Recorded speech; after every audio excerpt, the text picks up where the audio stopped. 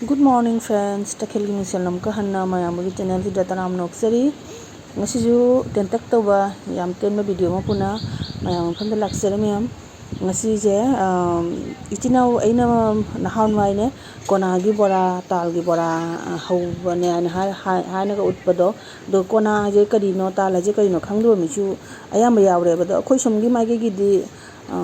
Tripura mage gi di sum Tripura silchar mage gi di ne loine khangam gani ado imphal ram da manipur ram da lebe chinaw sing di khangda bu yaram gani ko ado kona do sida lai jare mayam kona pambi ne akhoi gi ipam gi ne khoi jum gi hek mamang da ne kona pambi ma haure ba khupana ma chu tawre mayam asi je nawri nge de su ne yam chaba yam haw ne ba kan tawain tawrana ne puk yam ing mane ba asi jamna market di jamna demanding ni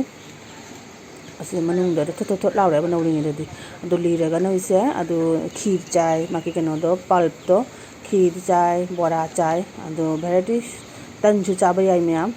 ado hojik tin nawri kona je ado yengsi asini kona pambi hai to जो कोना जेना खुपाना माने जम धाना पाले बसिन हायeng मुल्लदी लोजरगनी केंदो जे पुखी जे तुप ताराना ममांग जे पुखी लेबा हसिनी कोना हाइदो मयाम कोना खंगदबा मी कोना पाम्बी उदबा मी अदु मोगी तमा लेजरे सिदा कोना हाइदो कइनो हाइदो